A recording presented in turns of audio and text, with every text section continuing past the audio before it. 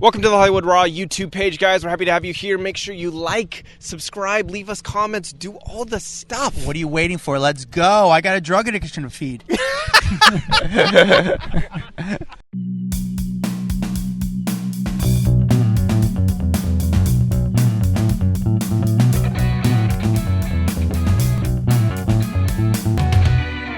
Welcome to the Hollywood Raw podcast. I'm Dax Holt, joined by my buddy Adam Glyn, and out in New York. Let's start from the beginning. No, I'm not starting over. Are you kidding me? This is good content right here, Adam. We're doing our Raw rundown today, which is our top 10 list of the biggest entertainment stories of the week. We're going to jump right into it because we like to get everyone up to speed, kind of let everyone know what's been happening, what they've probably missed out on. Because even with me, I know that I'm pretty involved in obviously entertainment news, but I miss stories that Adam finds and he puts in the rundown, and I love it. So sometimes I get to hear a lot of the news as well during these rundowns. So they are one of my favorite episodes of the week. Hi, buddy. Hey, bud. How are you? Good. Doing good. Can't complain. Yeah. Right now. Weather's getting good in New York City, so I'm getting like the urge to go out more because it's just been so cold. The winters are long and the weather's getting better, so it's just more fun being out. The streets are more lively. You're seeing more people. This week I ran into Andy Cohen on the street. If you go to my YouTube page, you'll see the Andy Cohen interview. How did that go? But he was cool. He's a good guy. Andy's cool. Here's the thing about Andy Cohen, and this is a very interesting. He's the type of guy. Now I'm straight, believe it or not. Wait, all right. What? Yep. Crazy. Spoiler alert. Yeah, I'm straight. But he's the type of gay guy, and not in a bad way, where I feel like he tries to test you out. Like he's like, okay, would you kind of, come my way, or try it out? And I'm just like, like he's a charmer, he's a flirt. But he's a nice guy. Did you try it out? No, absolutely not. Come on, Adam. Listen, the price has got to be right. No, I'm kidding. There's he's a super cool, like Andy is like a cool guy. He's the guy, like when you meet him, he's the guy you want him to be. Does that make sense?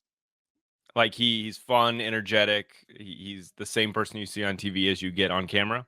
Yeah, he's just like a likable, nice guy. He's, you know what? He's always like in a good mood for the most part. At least when I say, like, he's always just like a nice, in a good state, if that sounds right.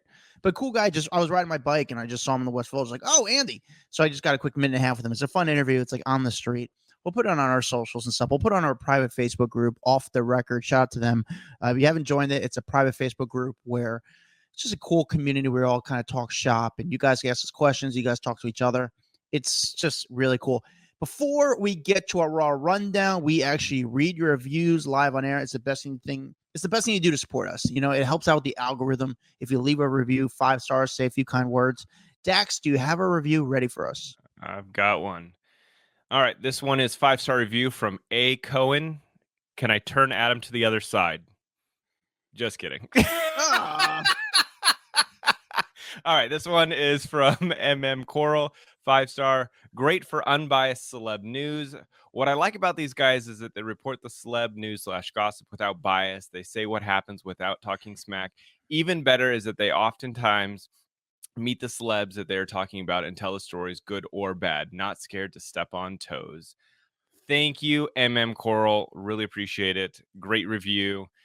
I love reading these reviews. It's like, you don't often get to see kind of the effect that people have when they listen to the podcast. So I think that's the favorite part of the Facebook group, is seeing like what we talked about that people actually liked, or what story made them laugh, or whatever. Like, that's my favorite part, because you can do a podcast, but you don't often get to hear like what people are liking or not liking about it. And so in the Facebook group, like, we'll release an episode and I immediately run to the Facebook group to say, like, did anyone post anything? Did they say whether they liked or didn't like the episode this week? Or like, what did they find interesting or funny, or what stood out, or what just got them talking? So I appreciate the reviews. I appreciate you guys being in the Facebook group. It's really just like a nice way to see that what we're doing is not sitting here just talking to each other. Exactly. Now on to the top 10 stories of the week, starting with number 10.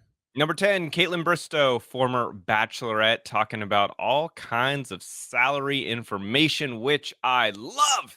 I love when people are open about money. And basically, she went on her fiance, Jason Tartick's, his podcast called Trading Secrets. And they started talking about the fact that she was living off $1,500 from ABC between season 19 of The Bachelor and season 19 of The Bachelor and season 11 of The Bachelorette. That threw me off right there. But and she was into trying to negotiate like what the next potential, if she was going to be the next potential star of The Bachelorette. And she said, I think they offered me like $40,000. And she goes, you think I'd be like, woohoo, jackpot, $40,000. But she ended up getting an entertainment lawyer. And that's when things got, I guess, a little contentious with her and ABC, because they were like, oh, she said one of the executive producers like, oh, so now you've got an entertainment lawyer and now you're going to ask for this kind of money. I'm sorry, but I thought this was about love. And she's like, yeah, it's about love and money. So they kind of are going hand in hand when you guys want me to be on a big show. And think The Bachelor makes just a crap ton of money. So So much really money. giving the star of the show $40,000 is nothing. You know what I'm saying? Like if this was an actor, this would be $1 million for a big, huge hit show. And that was the season that she was going up against Brit. So like it was, I think it was like episode 1 where you watch them both come out, and then the fans had to vote who was going to be the next Bachelorette. So that money was still on the line. But I remember her saying that she wanted to get anywhere between $75,000 and $100,000 to star on the show, because that's what a lot of the male Bachelor stars were getting for being the star of the show. And she's like, well, if they're getting that, I should be getting that. So I think she ended up doing pretty well with in the money category. But then she also kind of talked about Dancing with the Stars and how each week you get a bonus for making it on to the next like round, and that the last 4 contestants all kind of make the same, because there's tiers at Dancing with the Stars, and once you make it to the next tier, you make a little bit more money, and then the next tier you make more money, and that the mirror ball itself costs about $10,000 to make, so it's a pretty hefty prize to walk away with. But she said the one thing that differs people on Dancing with Stars, because they all kind of make around the same money, is their signing bonus. So like if you're a big star, they can sign you on, and maybe your signing bonus is $200,000 if that's someone they really, really want to get on the show. So that's where you can make a ton of money on Dancing with the Stars. So it's funny. So let's say this: you get $200,000 for being on Dance with the Stars. Then you have to pay your lawyer. You have to pay your agent. So then taxes. You have to pay LA taxes, California taxes, which aren't cheap. So you're kind of roughly walking home with, probably after everything, maybe Like half $90,000 out of $100,000 paycheck. Yeah, 200,000 Oh! I was like, not a chance. after everything. I would say maybe. Yeah, you're walking away with 50%, if not less. Yeah, For sure. it's kind of wild, And again, so she does The Bachelorette, which is signed in, filmed in California. I mean, that show makes a lot of money. It's not like they make The Bachelorette's one of the few shows that actually makes a lot of money because of the what's the word, Dax? You probably know the word when they. I used to deal with those people a lot of time back at TMZ. Where they put the brands on the show. It's not necessarily commercials, but they show off the brands. Like integrations? Integrations, yes. They do the integrations a lot. So they make a lot of money off integrations. I mean, that show is huge on integrations, where a brand like does some sort of organic marketing to be on the show. So that's actually very good for the show. So to be offered $40,000 to be the star, and then again, after taxes and everything, and throwing your, putting your life out there. Now, granted, you can make a lot of money outside it after the show. That's where, because I feel like tons of money. You can, but that money is going to be going. The influencer marketing is kind of getting, that bubble is sort of burst, where they're not getting the money that they once got. So it's a matter of turning that in this platform into something else. But pretty interesting. Kaitlyn Bristowe is not the first person to speak about the salaries of the Bachelorette and maybe Dance with the Stars, but it does make sense that if you're on Dance with the Stars, at least, that obviously every week on the show you get a little bit more money, and then the final 4 people kind of get paid the same. Mm-hmm. Yeah, I love it. It's not like I judge. It's just more interesting, unique to see how it works. Agreed. Yeah, interesting. Loved it. Number 9. Number 9, Minka Kelly. Wow, this is a crazy story. I did not realize how messed up Minka Kelly's childhood was. I did, but no. You did you really? Yeah. Oh, I literally had no idea. She is putting out a new memoir called Tell Me Everything. It comes out May 2nd.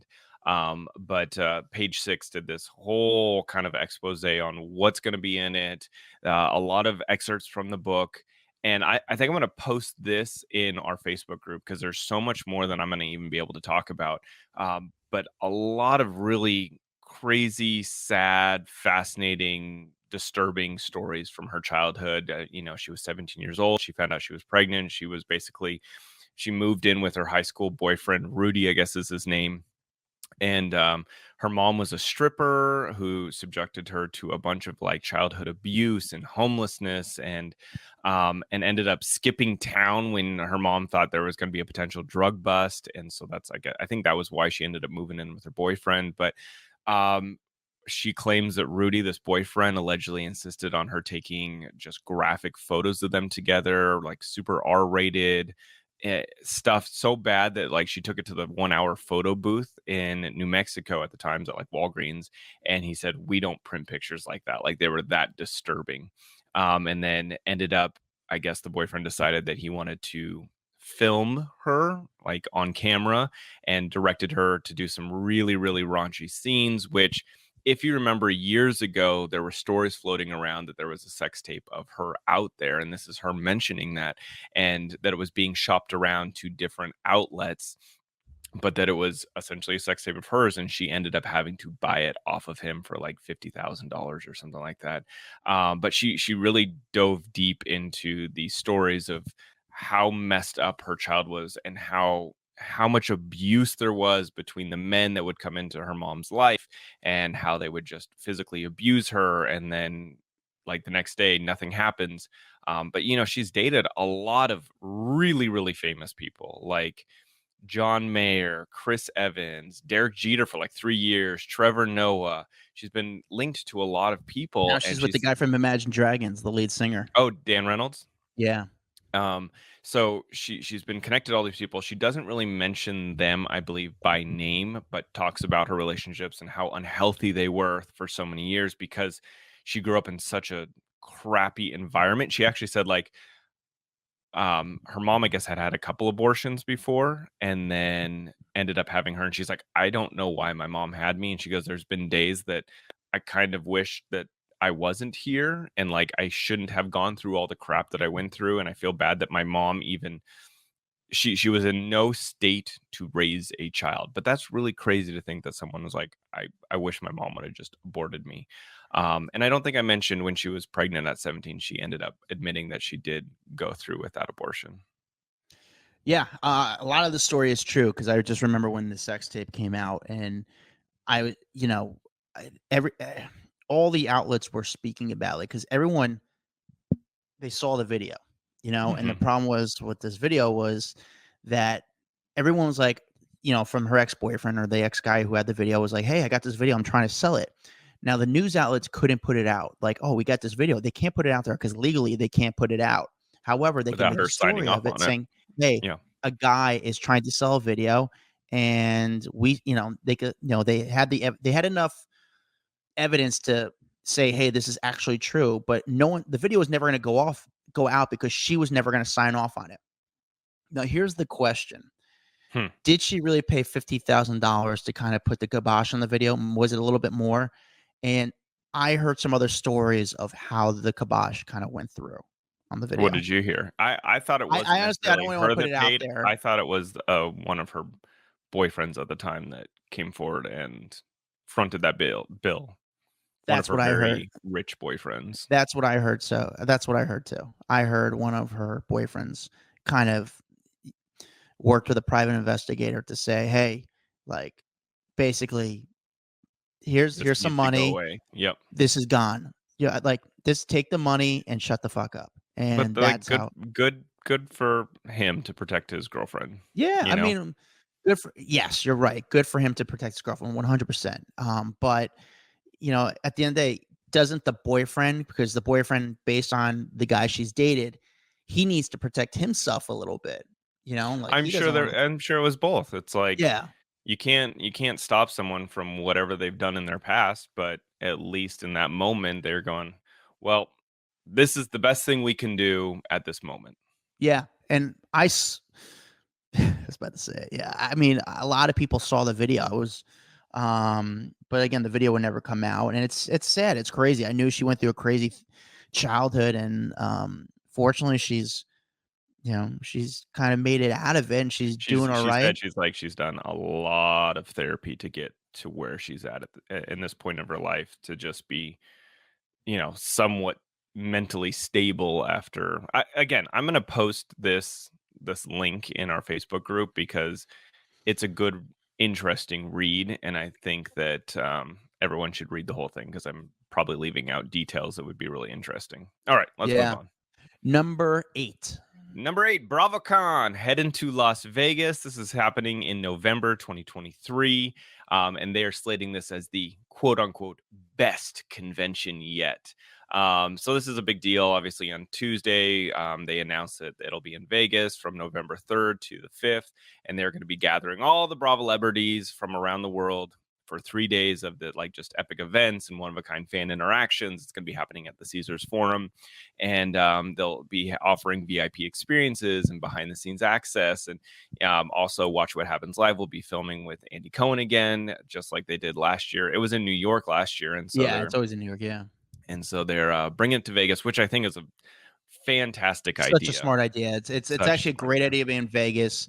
A lot cheaper for at least Bravo. I mean, I know the hotels in Vegas there's a lot of options out there, but it's just better for everyone for it to be in Vegas. New York is just too expensive from the cost of putting an event together, and I gotta imagine Vegas is just so much cheaper.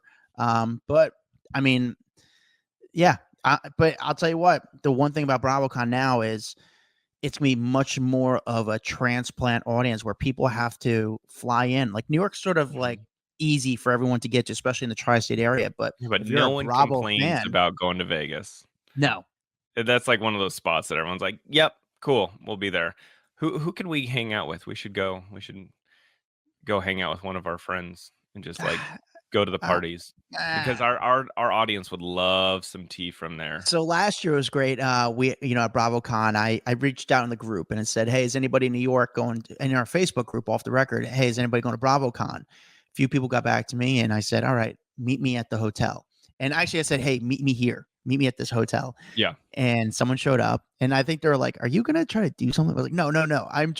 I surprised them by bringing them to the hotel and where all the Bravo celebrities were staying, and they got to kind of see everyone and meet everyone. And it was actually really cool because they actually said they had a better experience at the Bravo hotel than they did at the actual BravoCon, because they got to see the celebrities and the Bravo stars just kind of like being themselves or hanging out the bar. And walking in, I remember, and yeah, it was like we were hanging out at the bar. I remember having a drink and you made that with, like, woman's like Manzos. whole weekend. She was pissed about that weekend. She was Yeah. like, because BravoCon was really unorganized, I remember, and there was just a lot of issues with the event as a whole. And I remember her just being like, "Thank you for making all of it worthwhile for me, coming out here, spending my day." And she's like, "I met more people at the hotel through you than literally walking through the event."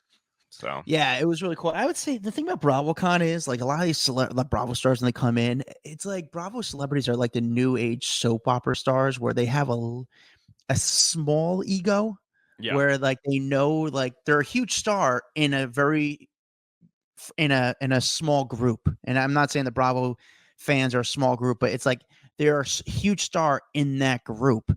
But the outside world, if you're not a Bravo fan, nobody gives a shit. So they go there. The Bravo stars go to BravoCon thinking in their head like, "Oh, this is work. I'm a star." So it's interesting. Would I tell someone to go to BravoCon? Absolutely, but you have to be a legit fan of them. But find the hotel and just try to see them walk around the casino. I think that's the more fun part. and you're gonna see a shit ton of them. Yeah, There's they're gonna all be there. packed. They're all there. They're all, and it's funny because all of them are trying to make side deals and trying to make side money, but Bravo doesn't allow them to do that. They're like, "No, any money like you guys make that weekend is on Bravo's dime." So it's a very calculated event or weekend. But Yeah, Bravocon going to Las Vegas in November, no longer New York City. On to number 7.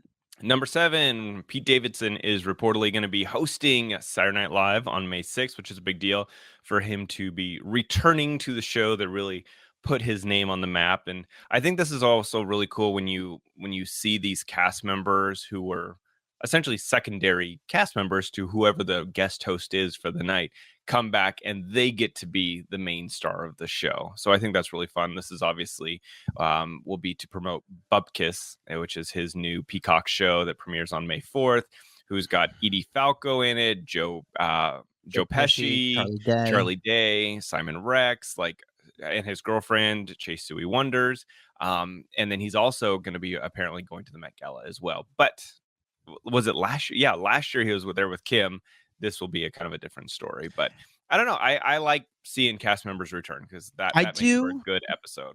I do as well, but I don't know if this is too soon with Pete. Why? Because he was just there. It's like I need to get him out of my mind. I still associate Pete with Saturday Night Live, and I need a little bit of time off before he comes back. With that said, I do think it will be a very good episode for him because I think everyone's going to tune in for the monologue. Everyone wants to see what he's going to say during the monologue. Is he going to break some stories? Is he going to have some jokes about it? And and he was kind of critical of SNL because they were poking fun at him. Do you remember that? They were making jokes about him, and he's like, it was tough at points where I would literally be backstage hearing them joke about me, and then I have to go out, hit my mark, and make people laugh. And he's like, and I felt like I was going into a room where everyone hates me because they're all just laughing at me. But it's gonna be a tough weekend for me because I was trying to see if I could go to Saturday Night Live that weekend, but that weekend I believe, and I could get my dates wrong, I have Saturday Night Live, which I could possibly go to. Yeah, this is all like douchebag problems, but I could probably go to Saturday Night Live. There's a UFC fight that night, I believe, in Newark, New Jersey, or I might be going down to Miami for the F1 racing. You have a really tough decision, sir. But then the thing is, the next day I have to go do the first shift at Fuddruckers, so I don't know if I could do it all. So I don't. Yeah, Pete hosting SNL. Did they announce the musical guest yet, or is it? No, I don't think so. That's all I'm saying. And this is just reportedly. I don't think they've officially announced it.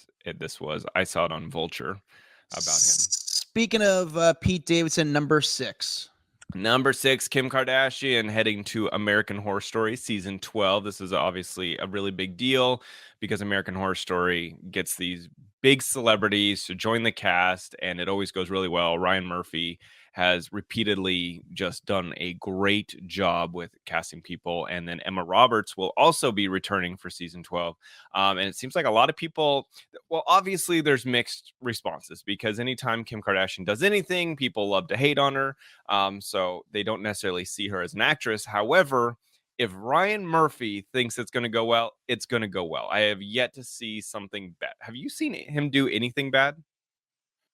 The guy hits home run after home run. I mean, anytime his name is attached to a project, you know it's going to be good. It's sort of like Leonardo DiCaprio. If you see him sort of in a movie, it's probably a good movie. Yeah, he's just and the thing is, he knows where like the boundaries to push. Like he gets someone that's super famous, but then if I put him in this role and really kind of walk them through it, they could be the biggest star. He's revamped so many people's careers.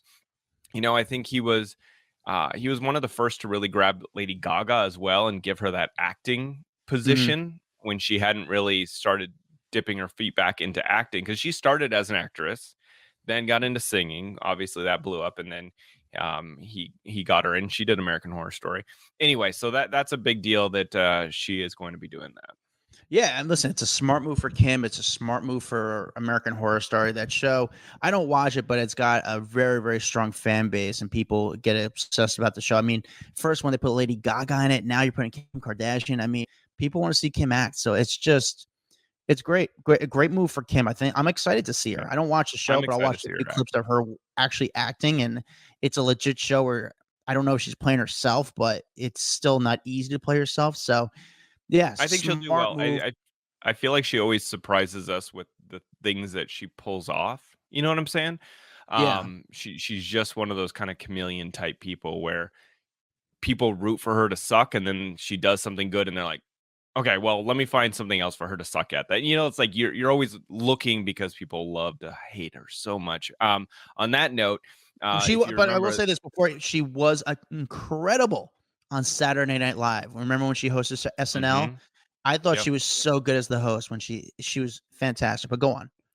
There was a lot of stories going around on the Kim Kardashian front. There was a lot of stories going around that she and her family, none of them were invited to the Met Gala this year. That basically, Anna Wintour was cracking down on the guest list, and it was going to be a Kardashian Jenner free event. Well, that does not seem to be the case. Kim Kardashian will be attending. At least numerous sources are telling Page Six that she will be there. She did not get invited, and that maybe one other sister will be there. The guess is Kendall, especially now that she's dating Bad Bunny. Having them show up would be kind of a no-brainer for the Met Gala. But I don't know why. Like, Anna doesn't seem like the Kardashians kind of seem like a fixture. At least Kim seems like a fixture at Met Gala. Like, she has had so many famous viral moments, between like when she was pregnant and she had on that really flowery dress that everyone made fun of her and made it seem like she was a couch. And then she had that black Balenciaga outfit that covered her face.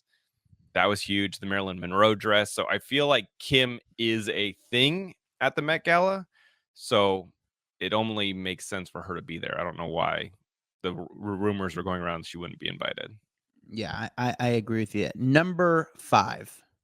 Oh, you were done with that one. You were over Kim. Like, Yeah. you didn't even have a Yeah, I'm rebuttal. over it. You just you said, moving on. You know what happened? It's like we remember we used to try to do this thing in 20 minutes. We always get too excited, and we always try to I'm trying to keep the audience in and out. You want to hear my opinion? Kim deserves to be there. I mean, there's not much more to say. It's she is Hollywood. Like, she is the Met Gala. She's probably one of the biggest stars to walk the Met Gala. So Yep. yeah, of course she needs to be there. All right. What would you say? Number Number 5? 5. Yeah. Number 5, Katie Holmes. She did a whole sit-down interview with Glamour magazine. She is the cover story right now, and she talked all about Suri, which she rarely does. She doesn't really let people kind of into her personal life. I think there was so much covered when she was with Tom Cruise that once that relationship was over, she really backed out of the spotlight, and she wanted her to give her child like a normal childhood.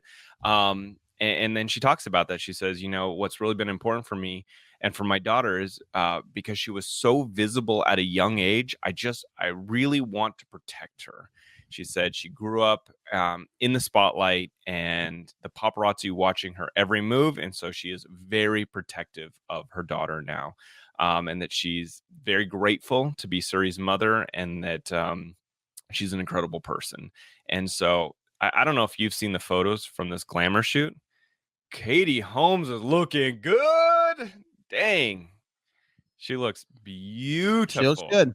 She looks good. What I love about this story they brought up, which I don't think is addressed enough, and I don't know if it's because of the relationship between his team and the media, but they brought up in the story about Tom Cruise and Katie Holmes, and when they got divorced, Tom Cruise spoke about, like, again, which we kind of forget about, that he has no relationship with his young daughter, and a lot of it's because of Scientology.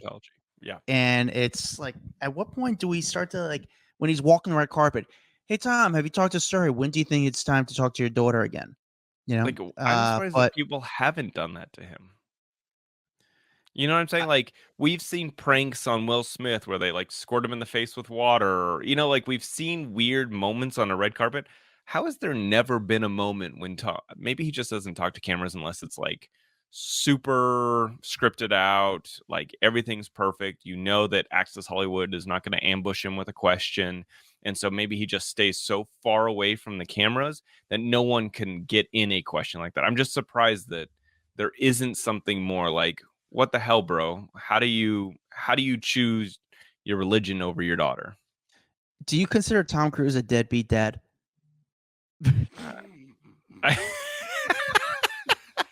I mean, yes, right? Right? The dude has no relationship with his daughter. He's a deadbeat dad. It's true though. I mean, But he it's does. just, Here's the thing, though. He does, yeah, I think, still pay for all of the yeah. Okay, expenses like and all listen, that. So he's technically not a deadbeat dad in that situation. That's more like someone who doesn't pay their child support and stuff like that. But no oh, mom, relationship so just funny. is wild. Yeah, I mean, here's the thing. Like Katie talks about Suri and the paparazzi. Paparazzi wait outside Katie's home every day. It's just because it's an easy hit. I mean, I don't want to say exactly where she lives, but she lives in Soho. She's not great with the paparazzi. Where I mean, she talks to them. She doesn't do setup shots with them. Actually, no, I take that back. Anymore. She's I was like, anymore. Yeah, we've yeah, talked about her setup shots anymore. But before. what she She'd does is literally like be in the Dwayne. CVS. Yeah, I was gonna say, Dwayne what do you guys Reed. have? Dwayne Reed out there? Yeah, We don't have that here. But she'd be walking through the aisles like with her coconut milk water, and you're like, what are you doing? yeah. But she does do like those kind of like paid kind of photo shot, those paid kind of paparazzi photo works, but photo shots. But she does walk around New York City, and like when the paparazzi get her, they're kind of respectful to her. They like she's almost like guys like give me some space, give me some room, Mhm. and like, but she doesn't like talk. She doesn't engage with them. The only time she sort of engages with them, like if she's going to do, let's say, do Good Morning America, the paparazzi will wait outside her home instead of Good Morning America because everyone wants to get the shot first and that outfit. And she'll come out, she'll pose, hi, and then she jumps in the car. I don't see why that's even a shot that people want. She's literally going on national television in that same outfit. Yeah, but you want to get it into the it's the mags. first one. Yeah, it's the first one to the blogs. You know, you want to beat. If I got a 45-minute window, an hour window, and I could, if she's about to let's say she's about to do Good Morning America, and I could get the shot to Daily Mail, for example, an hour before, and maybe there's a better chance of them running it, and it's a more of a New York City fashion shot, it will have a better chance of running and making money. Gotcha. But Suri Right. walks around, and it's kind of, you know, like I don't know, it's kind of funny. It's weird to see Suri so old, just because we've literally covered her life since she I have was a buddy. born. Yeah, I have a buddy who's a photographer who shot Katie Holmes. I asked, like, hey, how are they? Are they cool? Are they not? I always just love hearing those stories. And he shot Katie Holmes one time. She was eating an ice cream cone, and he's like shooting her. She walks down the street, and as she gets closer to him, he goes, Katie Holmes goes and goes, ooh, Katie Holmes eats ice cream just like us, and then just keeps walking. I feel like that's actually kind of funny. I do love that. That's Yeah. great. Number 4. Number 4, Millie Bobby Brown is now engaged. She is engaged to Jake Bon Jovi. They released a bunch of just like really super cute photos on social media over the last couple days. And so wait, let's see. She's 19, he's 20. I didn't realize that he's John Bon Jovi's son. Did you know that? Yeah, I did know that. First of all, it's funny because how his last name is spelt. You might not know. It's beyond Jovi. So, it's funny. I used to. I work out with. Here's a good No, I story. work out with. I used to work out with Bon Jovi's other son, who's a little bit younger than him. I guess his younger brother, the next one, a decent amount of time. So, but I never worked out with this one. But I did know it was his son, and I had some. Yeah, I don't want to get into more. I don't know. Wow, you really hit the punchline on that one, Adam. Sorry, but it's funny. It's funny how Jake Bon Jovi spells his last name was his Bongiovi. Bon Jovi. I would have had no idea how to say that last name until I read further down the story, and it was like John Bon Jovi's son. I'm like, I know how to say this last name. Crazy, they're engaged, man. I mean, obviously, I don't know the crazy part's that they're just young. That exactly, and that would be my only thing is I just feel like they're still so young. Like she's 19, like you haven't even got to like experience the world, and you got famous so young that like you're. Again, I think she's super mature for her age, so maybe that plays a big role that she just seems so much more like an adult, but she's 19, she's still a baby.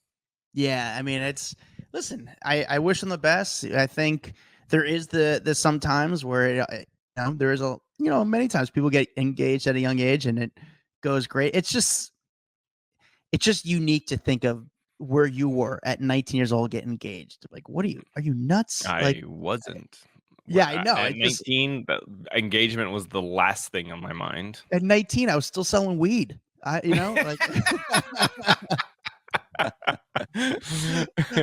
Like there's no chance I would have gotten engaged. It's insane. Yeah, But listen, for them, it makes them happy. Um, go yeah, for it. go for it. Yeah. All right. Number three. Number three, Number three. Yeah. Amanda Bynes. She has been released from the hospital. This is 3 weeks after being placed on a psychiatric hold. We all know that we've talked about this quite a few times about her wandering the streets of downtown Los Angeles naked. She was picked up. I guess she waved down a car and said, "Hey, I just came down off of a what do they call it? A mental." Yeah, What did she say? I can't remember the exact term.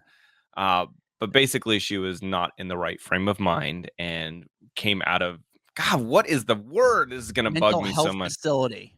No, I'm trying to think of like what she was going through in the moment. Whatever, it doesn't matter. I'm sure 19 people will tell me what word I was trying to. Psychotic episode. There we go. There we go. Don't tweet Yes. me, people. I found the word. Um, Anyway, she came down out of an episode, realized where she was, got help, and voluntarily checked herself in for a 5150 hold and has been in the hospital ever since. And now it sounds like both her and the medical professionals have determined that she is ready to be out and on her own. She's undergoing outpatient treatment as she resumes normal activities. So this is good news, but that's kind of all we know at this moment. And I hope for her sake that she is stable once again. Yeah. I mean, we don't know what kind of medicine she's on. In March of 2022, she was released from conservatorship after 9 years with her parents' support. So it's And this it's is, and if you remember on Twitter, she had said she was diagnosed with bipolar affect disorder and manic depression. She did take that back, but she did put that out there for the world. yeah. And then according to TMZ, her parents are not considering another conservatorship.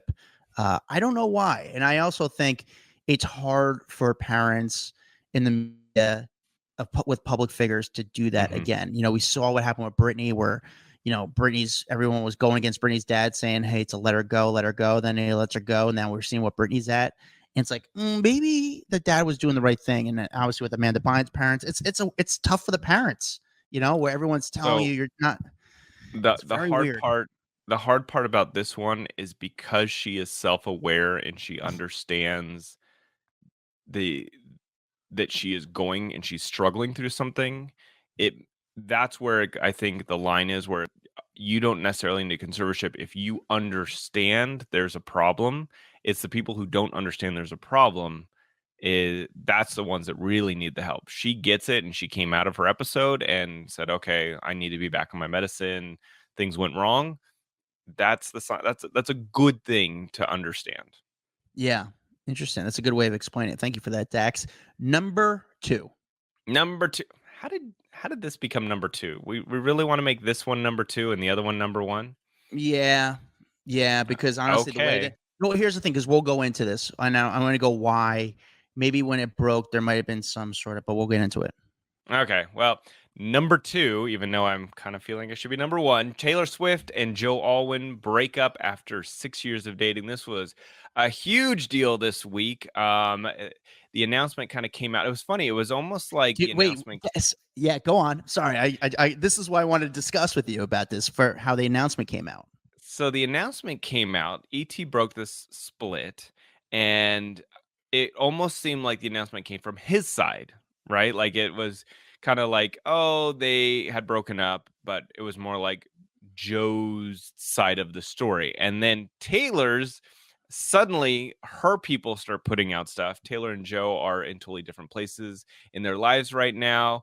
And that it was Taylor's decision to break up, but both of them realized they weren't completely right for another, that they had been together for such a long time and were spending so much time together, but their personalities were just too different. Joe is more introverted, shy, and quiet.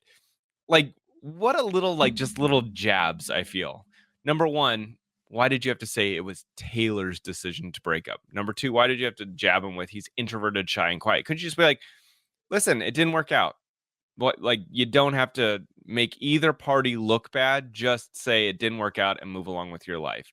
And then they went on to say that she is very focused on touring in her career right now. Taylor has nothing but respect for Joe and really loved and enjoyed all the time and memories they shared with together, and that they had a deep connection, and she really appreciated that. She hopes they can be friendly in the future. Well, I think it was interesting how when the story broke, it broke on the weekend, or did it break Saturday or Friday in the afternoon? Which, again, if this story broke on a Monday, Tuesday, Wednesday, Thursday, it would have been a much more different of a story. Do you agree? Yeah. Yeah, it would just been there would have been so much more gas on the story, but on the weekend, everyone's a little bit checked out. Writers' rooms, newsrooms don't have as many writers in, so they can't keep working on the story. So I felt like that was a little bit strategic for the story to come out. Like we always say, you always put a story out on a weekend, so it kind of loses its steam by Monday. Yeah.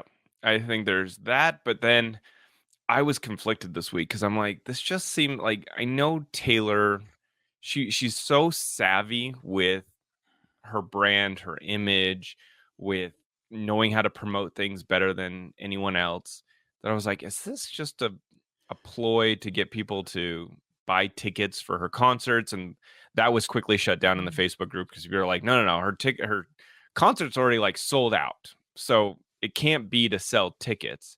However, the second there's news like this, and then or like information like this, she is the number one thing on the planet, right? Like, everyone's talking about her, everyone's dissecting everything that she's done at all of her concerts. She goes out to dinner with Jack Antonoff. They're analyzing her outfits. I mean, she just becomes the pure focus of everyone's attention. Here's the thing: yes, was it a big story? Absolutely. But I think the number one story of the week, this still took people are still hooked on this story. And I'm like, how much more legs does this story have? So on to the number one story of the week. Dude, I mean, seriously, how much more do we have to talk about Tom Sandoval? There's not much. I don't even need to watch a reunion anymore. I wanted to watch it, but now I'm like, at this point, I'm like, every single person on the show's talked about it. But Tom Sandoval, when I did a interview with Howie Mandel of all people, and where everyone got shit about this. Howie got shit. Tom got stuff. Yeah. So he sat down with Howie Mandel, and what people are most annoyed about was that Howie Mandel knows nothing about Vanderpump, about the background stories, about anything. And so Andy Cohen actually kind of ripped him apart and basically said he should do his homework before interviewing, someone so deeply involved in the media right now. And Howie fired right back. He said, I don't need to do homework. Yeah, this is what he told people. He goes, I know who he is. I wasn't going to weaponize this information. And I wasn't going to challenge him on every single thing he said. He goes, I wanted this to be a comfortable interview. He said that, he went to Tom and said, if you come on, just tell your side. I'm not going to judge it. I'm not going to argue with you. I'm not going to call you out.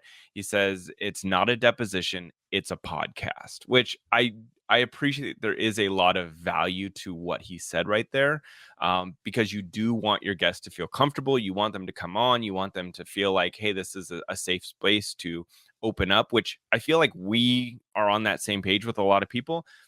However, I do think you should do some research. Like, we've had people on that I've never watched a single moment of them on television.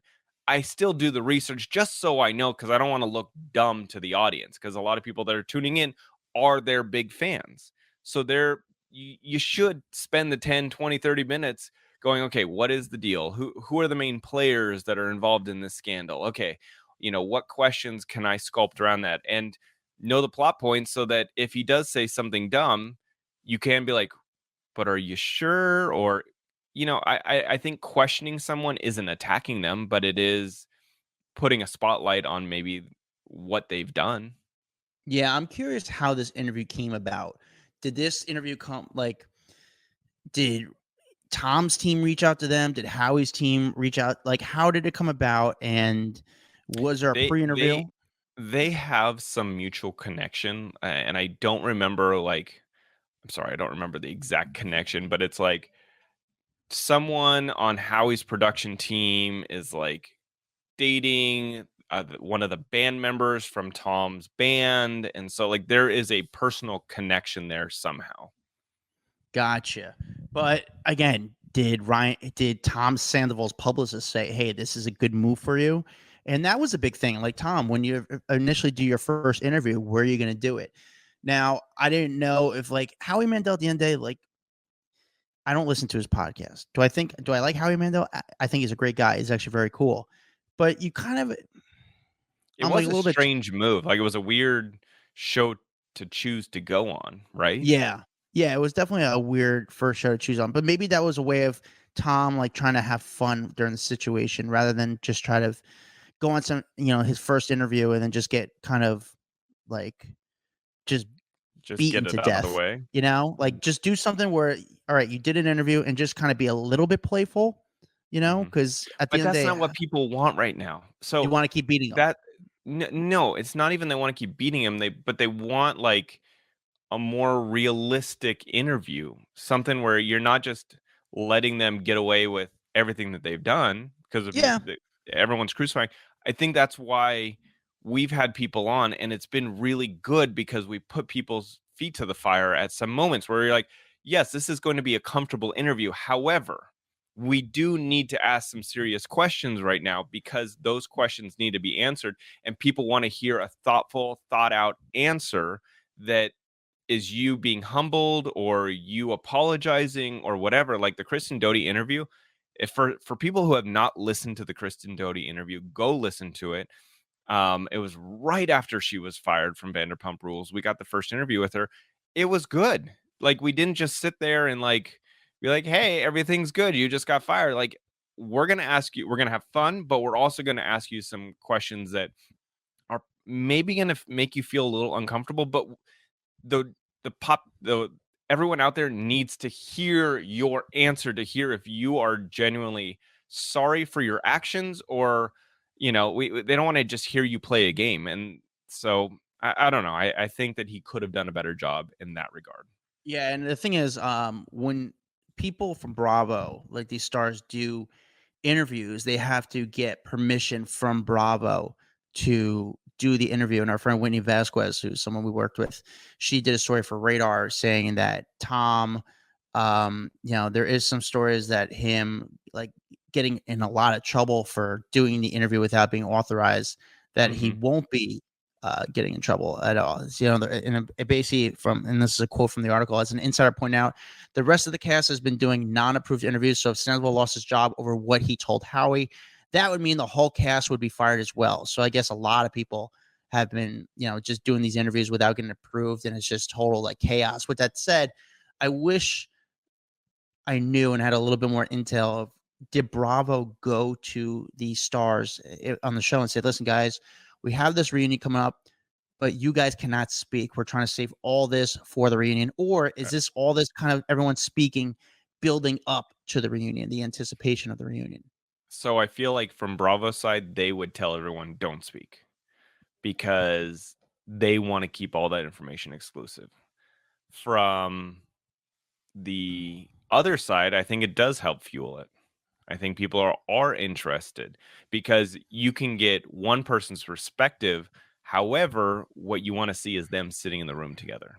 You want to see that interaction of them sitting next to each other because you're not getting that on the podcasts.